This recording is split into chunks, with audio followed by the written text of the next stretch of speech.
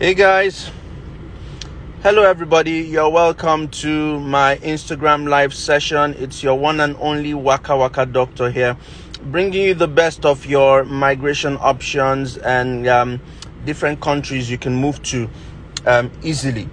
Remember that this is all I do, educating you about the options available there. On my YouTube channel, I would always release videos constantly, and even on my feed on Instagram. You can watch all my previous videos, how to migrate to Finland, Norway, Sweden, Republic of Ireland, Germany, Japan, Tunisia, South Korea, the UK, Canada, Australia, New Zealand, Georgia. The list is unending. We're looking for even Poland, and I find that the more I do this, the more people keep looking for cheap options to migrate, and that's why it's always a pleasure to always do this and educate you people and answer as many questions as I can. All right, so as we always do, you know how we do this. We bring guests in who live in these countries and can give you the best advice on how to do it. We are looking for options where you don't need IELTS. You can move with your family. Education is quite cheap because education is the easiest way to move abroad. Okay, I've always said it. Education is the easiest way to move abroad. There are jobs available, but we'll talk about all those things. So today we are talking about moving to Estonia. Okay, you might be wondering, where's Estonia? What's Estonia? Who is Estonia? Esther, not Esther, Estonia. It's one of these very small countries, but it's fabulous. And that's why I brought a friend who lives in Estonia, who's lived a few years in Estonia, and is suited to educate us on how to move to this country. So I'm going to bring her up now, okay? I'm going to bring her up now. I'm going to bring her up. We can do this and get to the brunt of it, okay? So let's just give her a few. Hey! Hi. How are you doing? How's it Well, going? good. How's the audio? Is good? Thanks for joining me. I must appreciate you for the swiftness because, I mean, this whole thing was about a week. We just talked about it, boom, boom, Yeah. boom, boom, boom, and we're here, and you give me the privilege to be able to interview you on my platform. And there are a lot of people here as well who will be watching and learning about moving to Estonia. A lot of people are tired. They just want to go abroad, okay? So we're bringing them this opportunity.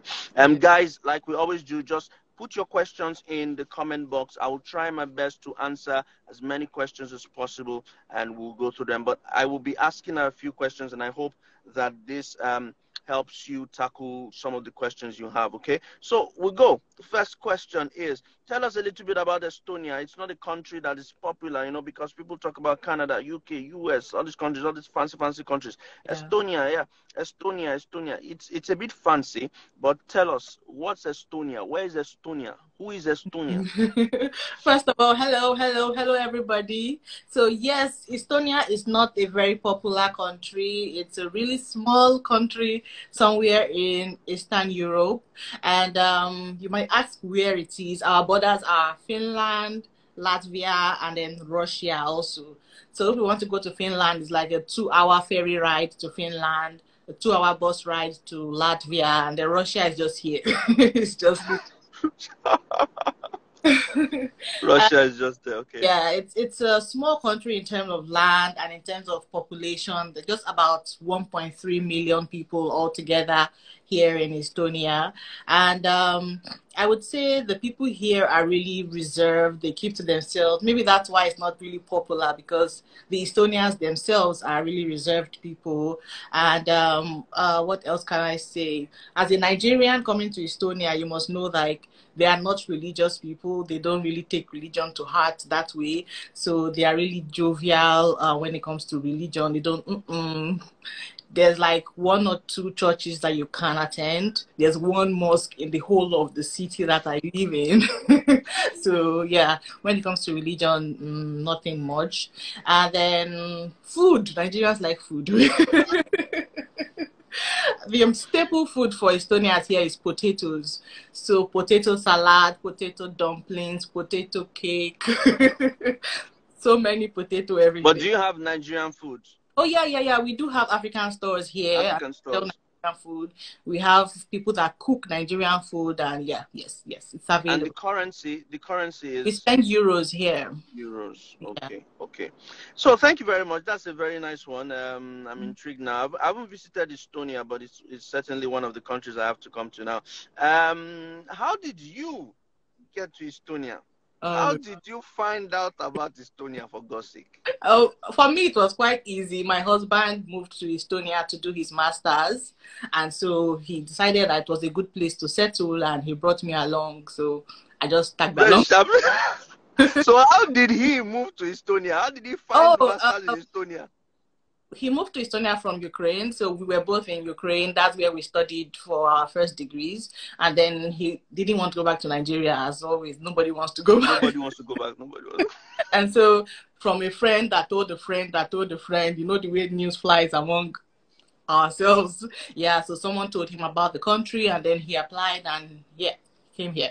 Ah, good, good. So for people listening, because I have viewers from all over the world, mostly Nigerians, but you have people in other parts of Africa and Asia as well. What's the easiest way to come to Estonia? Mm-hmm. If you The want to move, if you want to migrate, what's the Yeah, easiest way? as you said earlier, you were very correct. The easiest way is through education, either BSc, MSc, or PhD. And if you must know, PhD is absolutely free here in Estonia. Yes, you might even get paid. What am I saying, Mike? You will even get paid to run Wait, your. wait, wait. PhD is free.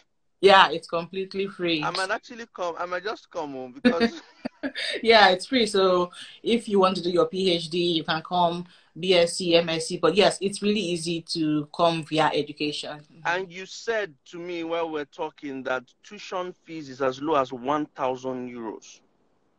Depending on the course that you are offering, some master's courses are as low as 1,000, then BSc sometimes around 1,006. But it depends on the course, because if you want to study Yeah. something in medicine, it's about 12,000 euros. Yeah, of course, of course, of course. Yeah, Yeah, yeah, yeah. It depends on but the course. depends on the school, and yeah. But yes, it's quite. So, how can people apply if they want to apply to come for master's degree or BSc? How can they apply for this to come in to Estonia? Website is www.estonia.dreamapply.com. Can you say it again? Estonia dot Mm-hmm. to dream dreamapply.com. Okay. Okay. Yeah. Dreamapply.com. Okay. Although some courses, there's an application fee you might have to pay, like 100 euros, 50 euros, depending. But there, you go to that website, you search for the course. Yeah, thank you. You search for the course that you want to study, and then the requirements for the course. However, because of the pandemic and the influx of people now, you might need to write the IELTS or TOEFL exam. They need English assessments. That just Is it happened. all universities that need IELTS now? Yeah, almost 90. Wow. You that don't 90%. require, they would allow you to do your master's. Maybe if you studied somewhere in Europe for your BSc, they can give you like a waiver of some sort. But So you're saying that people have started noticing that it's about Estonia and there's a large influx of people now?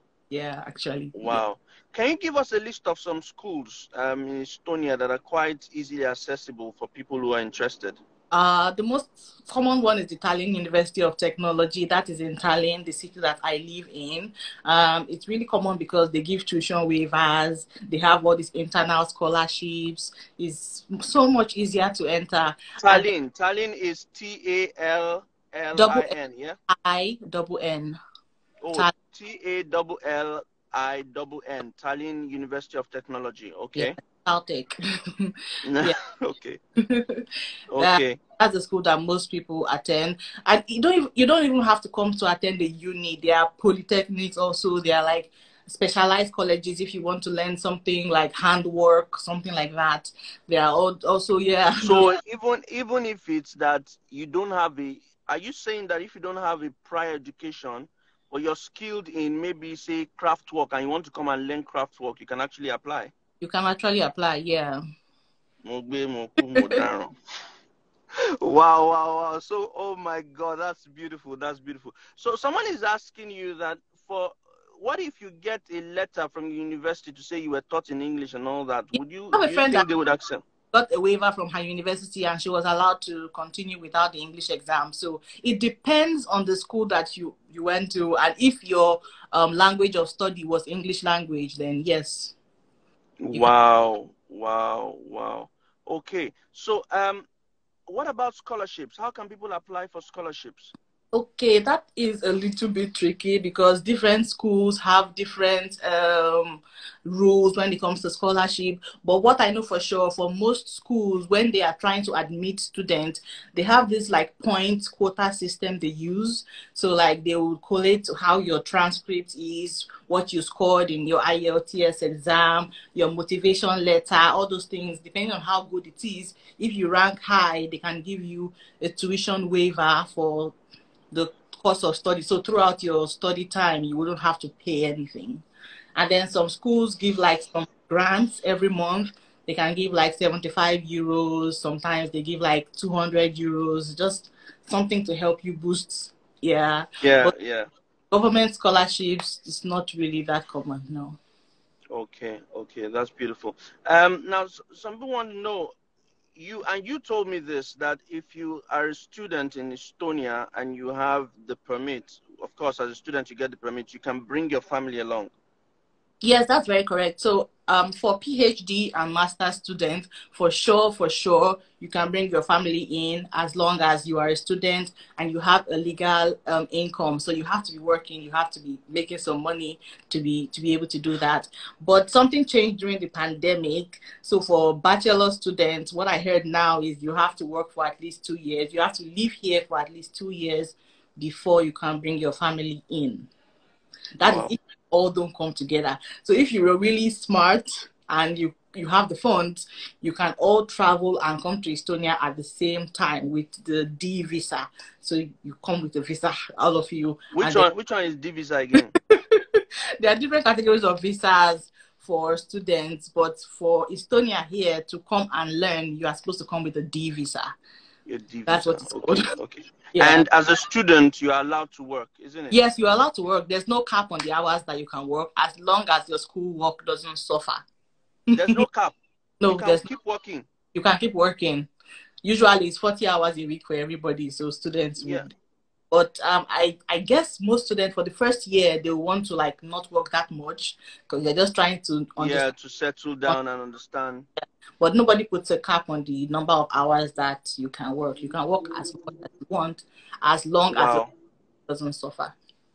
Another thing that captured my attention was that you said there are a lot of tech jobs in Estonia. Yeah, so Estonia is home to many startups. You might know about Bolt. Bolt started from here in Estonia. Yeah, Skype was from Estonia. There are so many others here.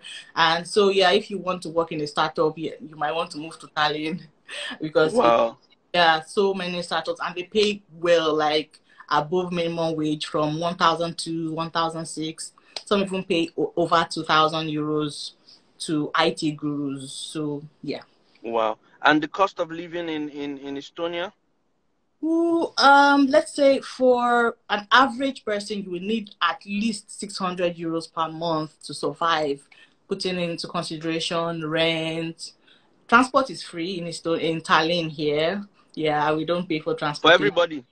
as long as you are a resident, legal resident. Which kind life? So for legal residents, you don't have to pay for transportation. Just get your transport card and you travel everywhere you want within the city for free. Okay. Wow. Oh my About God. 100 euros, you will pay your rent, you will chop, you will do everything. Yeah. Wow. Wow.